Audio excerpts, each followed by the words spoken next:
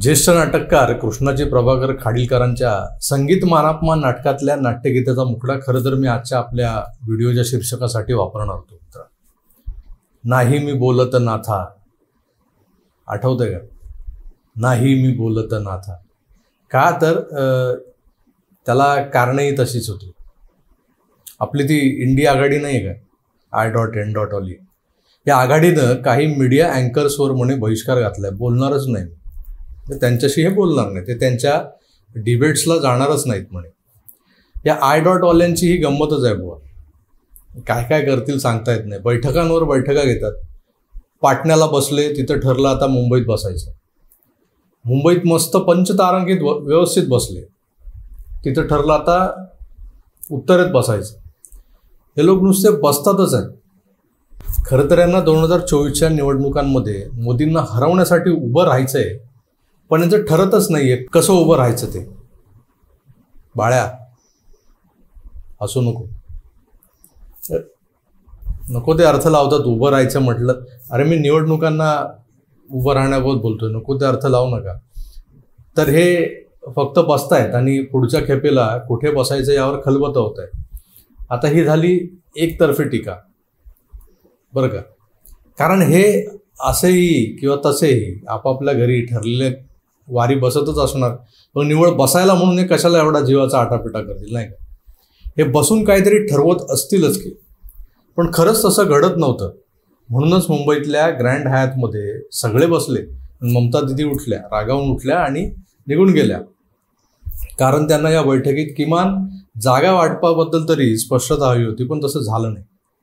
तर प्रत्यंचेवरचा बाण काढून घेतलेले धनुष्यासारखे वाकलेले उद्धवजी जेवढं वागता येईल तेवढं वाकून आपलं यजमानपद सिद्ध करत होते.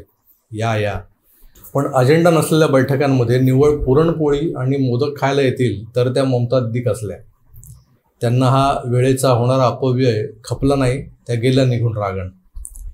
परवा दिल्लीला शरद पवारांच्या घरात या अलायन्सची एक मिनी मॅरेथॉन बैठक झाली. गंमत बघा, आजवर करोडो रुपयांची उधळपट्टी करून पंचतारांकित हॉटेल्समध्ये, AC शामियान्यांमध्ये ज्या बैठका आयोजित केल्या, त्या बैठकांमध्ये ना किमान समान कार्यक्रम ठरला, ना या आघाडीचा लोगो, ना G20ला विरोध कसा करायचा याचा अजेंडा ठरवता आला या लोकांना. मला परवाच आमच्या पार्ल्याच्या कार्यक्रमात मी एक प्रश्न विचारला होता भाऊंना. त्या भाऊंकडून कळलं की राहुल गांधी G20च्या दरम्यान भारताबाहेर का होता. आम्ही विचार करत होतो की हा बाबा नेहमी हलका व्हायला इकडे तिकडे जातो, बँकॉकला वगैरे. यावेळेस युरोपला गेला असेल, पण तो युरोपला का गेलाय. तर याला इथे G20 संदर्भात प्रमुख विरोधी पक्षाचा नेता म्हणून कुणी काही प्रश्न विचारले तर उगाच आपलं इधर से आलू डालो उधर से सोना निकालो असा काहीतरी फंडा सांगायचा आणि फजिती व्हायची म्हणून लपवला होता, आणि तो युरोपला. तर आता या अलायन्सने पवारांच्या घरी चहापान घेत जे काही मंथन केलं किंवा झालं, त्या मंथनातून एक टूम निघाली, ती म्हणजे नॅशनल TVवरच्या 14 गोदी मीडिया अँकर्सवर बहिष्कार घालायचा. एक लिस्टच जारी केली आहे. या 14 अँकर्सच्या डिबेट्सला आपण अलायन्सच्या प्रवक्त्यांनी जायचंच नाही. यादी जाहीर झाली, त्यावर बरीच चर्चा झाली, पण हा देखील त्या पप्पू गँगचा खुळचटपणा आहे हे स्पष्ट व्हायला वेळ लागला नाही. याच खुळचटपणावर आज जरासं विस्तारानं बोलूयात. नमस्कार, मी प्रभाकर सूर्यवंशी आणि तुम्ही पाहताय आकार DG9. मित्र, ही बहिष्कृत पत्रकारांची यादी बाहेर आली आणि मला मोदींची रणनीती आठवली.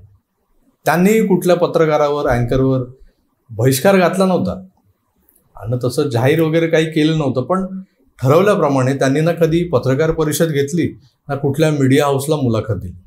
आता यामागची कारणं काय होती, तर विरोधक म्हणायचे सेठ को जवाब देना ही नाही, म्हणजे मोदी सत्याला सामोरं जाऊ इच्छित नाहीत, ते पळ काढतायत. मग मला आता या 14 अँकर्सवर जो इंडिया अलायन्सने बहिष्कार घातला आहे ते पाहता हेच कळत नाहीये की जर तेव्हा मोदी पळ काढत होते तर मग आता तुम्ही काय कळ काढताय का. कसली कळ, त्याला काय म्हणायचं. खरं तर ल्युटियन्स मीडिया हा मोदींना घेरण्याचा प्लान नाही, तर त्यांना बदनाम करण्याचा प्लान सातत्यानं रचत आलाय. मग जर या लोकांना मोदींनी मुलाखती दिल्या असत्या तर खात्री बाळगा, त्यांचे प्रश्न हे मोदींना अडचणीत आणणारे नसते, तर मोदींची बदनामी करणारेच असते. आणि हे मोदींना चांगलंच ठाऊक आहे, कारण मागच्या 9 वर्षात देशात सुशासन काय असतं हे मोदींनी दाखवून दिलेलं आहे. 65 वर्षाच्या तुलनेत हे 9 वर्ष. पण मोदींना कोणीच त्या विषयावर प्रश्न विचारणार नव्हतंच. त्यांना फक्त गोधरा कांड, अहमदाबादमधल्या दंगली, अमित शहाची तडीपारी, इशरत जहा एन्काउंटर, एहसान जाफरीचा मृत्यू असेच प्रश्न विचारले जाणार हे ठरलेलंच होतं. प्रश्नांची वासलात खरं तर गुजरात पोलिसांच्या SITनं आणि CBIनं कधीच लावलेली आहे.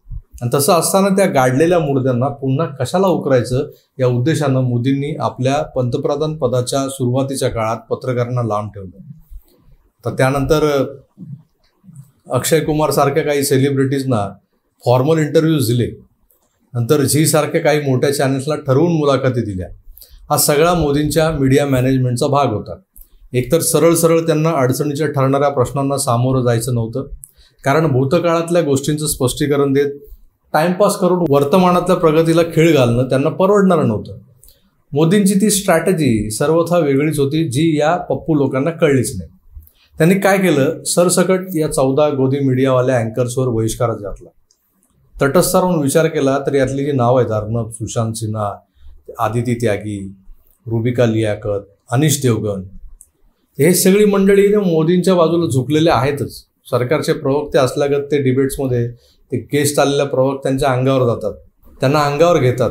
बऱ्याचदा काहीतर सरळ हिंदुत्वाचा पुरस्कार करतात. पण या यादीला नीट पाहिलं तर एक मोठा गोंधळ लक्षात येतो, जो या इंडिया अलायन्सनं घालून ठेवलेला आहे. तुम्हाला तुमच्या पक्षाची भूमिका मांडायला प्लॅटफॉर्म तर हवा आहे ना, मग तो तुम्ही केवळ तुमच्या पक्षाच्या अधिकृत YouTube चॅनलवरूनच मांडणार का, की जे चॅनल्स तुम्हाला फॉर आहेत फक्त त्याच चॅनलवर जाणार? जिथे चर्चा होते, जिथे तुमचे विरोधकही येतात, जिथे तुम्हाला क्रॉस केलं जातं, त्याच ठिकाणी तुम्हाला तुमचं नाणं खणखणीत वाजवून दाखवता आलं पाहिजे, नाहीतर तो खोटा शिक्का ठरतो असा समज तरी पसरतो. किंवा बरं, ही यादी बनवताना जरा अक्कल लावली असती तर बरं झालं असतं, होमवर्क करायला हवं होतं. कारण यातले बहुतांश अँकर्स हे आपापल्या चॅनलवर मेन शो करतात, डिबेट फार कमी होतात त्यांचे. बहुतांश डिबेट्स या सेकंड लीडवाले जे ज्युनियर अँकर्स असतात ना ते करतात. रिपब्लिक चॅनलवर अर्नब हा प्राईम टाईमला असतो, नंतर त्याचे दुसरे ज्युनियर जे जशी कॉपी करतात आणि तसाच आरडाओरडा करतात ते लोक डिबेट्स घेतात. तर इंडिया अलायन्सनं अँकर्सची नावं जाहीर करताना हे पाहिलंय का की यातले किती अँकर्स हे डिबेटचा शो करतात? या लिस्टमधला सुशांत सिन्हा घ्या, याचा एक शो येतो न्यूज की पाठशाला, ज्यात तो डिजिटल फळ्यावर शाळा भरवतो. त्यात कुठे कसलं डिबेट असतो? तो एकटा हा शो चालवतो, त्यातून तो फॅक्ट्स आणि फिगर्स मांडून एखाद्या बातमीमागची बातमी स्पष्ट करतो. जेव्हा सुशांत सिन्हा डिबेट्स करतच नाही तर त्याचं नाव या बहिष्कृतांच्या यादीत कशाला टाकले? याचा अर्थ असा होतो की ही जी इंडिया अलायन्स आहे त्या अलायन्सला असं वाटतंय की देशातल्या एका वर्गानं, म्हणजे NDAला न मिळालेल्या किंवा NDAच्या विरोधात पडलेल्या 55% मतांच्या दात्यांनी मोदींचा पर्याय म्हणून आम्हाला स्वीकारावं. तर तुम्ही तेवढे सक्षम आहेत का हो? आणि असाल तर ते सिद्ध करायला हवं. त्यासाठी या अलायन्सची तशी सिद्धता झाली आहे का, तयारी आहे का, हे सिद्ध व्हायला हवं. कारण तुमच्याकडे जर भारतीय जनतेने, मतदारांनी मोदींचा, भाजपाचा पर्याय म्हणून बघावं अशी जर तुमची इच्छा असेल तर तुमचं विश्वस्वरूप त्यांना दाखवावं लागेल. कारण समोर आकाश व्यापणारा मोदी नावाचा प्रतिस्पर्धी उभा आहे तुमच्या. तुम्ही तुमच्या पूर्वजांसारखे वागाल तर कसं चालेल? आता नेहरूंनी 62च्या युद्धाच्या दरम्यान त्यांचं नाकर्तेपण लपवण्यासाठी मीडियावर बंधनं घातली होती. आणीबाणीच्या नावाखाली इंदिराजींनी तर मीडियाचा गळाच आवडला होता. अनेक पत्रकार, संपादक त्यावेळेस तुरुंगाची हवा खात होते. आता 77ला जेव्हा जनता पार्टीचं सरकार आलं त्यानंतर अडवाणींनी या बंधनांना खारिज करत फ्री प्रेसचा नारा दिला होता. आता या पप्पूनं आणि त्याच्या इटालियन आईनं पुन्हा प्रेसच्या स्वातंत्र्यावर एकतर्फी घाला घातलाय असं नाही का वाटत तुम्हाला? ही अलायन्स किती तकलादू आहे हे वारंवार सिद्ध होतंय. त्यातलाच हा अँकर्सवरच्या बहिष्काराचा एक चॅप्टर आहे. जो अँकर डिबेट शो करतच नाही त्याच्यावर बहिष्कार घालून हे मोकळे झाले. का तर काही नावं त्यांना रात्री शांत झोपू देत नाही. अर्नब वगैरे हे आपण नेहमीच बघत आलो आहोत, पण तो अनिश देवगण म्हणा किंवा ती रुबिका लियाकत, आदिती त्यागी या अँकर्सच्या भडीमारापुढे काँग्रेसी, लिबरल, डावे, ते मुस्लिम विचारवंत यापैकी कोणालाच तग धरता येत नाही. आणि त्यामुळं त्यांना या लोकांना सामोरं जाणं परवडणारं नाही. मग काय तर बहिष्कार घाला, याद्या जाहीर करा. त्यातही यांचा होमवर्क नीट झालेला नाही आहे स्पष्ट होतंय. नशीब या यादीत ते वेदर रिपोर्ट करतात ना, वेदर रिपोर्ट सादर करतात, अशा एखाद्या अँकरचं नाव नाही टाकलं. कारण काय तर हा अँकर सतत हवा में भगवा लहर के कारण कांग्रेस के लिए जीत के आसार धुंधले होते जा रहे हैं, बल्कि बहुत कम नजर आ रहे हैं. मुस्लिम तुष्टीकरण के प्राप्त वोटों की बारिश भी इस फसल को बचा नहीं सकती. अशा या टाईपचं काहीतरी बोलला असला मग यालाही करा बॅन. मित्रो, हा असा वेड्यांचा बाजार आहे. आणि म्हणे हे मोदींना हरवणार. ही सर्कस इथेच थांबणार नाहीये. येत्या काही दिवसात अजून काही गमती जमती घडतील. परवा ही लिस्ट आली आणि काल यातल्या 2 मीडिया जायंटच्या दबावामुळे यातल्या 2 अँकर्सवरची बंदी मागे देखील घेतली गेली. 24 तासात पलटी. या पलटीसोबत आणखी एक बातमी आली आहे की परवाच्या यादीत अजून काही नवीन नावं जोडली जाणार आहेत. अंजना ओम कश्यप, तिचं नाव नव्हतं ना या यादीत. बघूया काय काय दाखवत आहे ते इंडिया अलायन्सवाले. तुर्तास सांगतो, पुन्हा भेटूच. तोवर आपली काळजी घ्या आणि पाहत राहा आकार DG9. धन्यवाद. नमस्कार.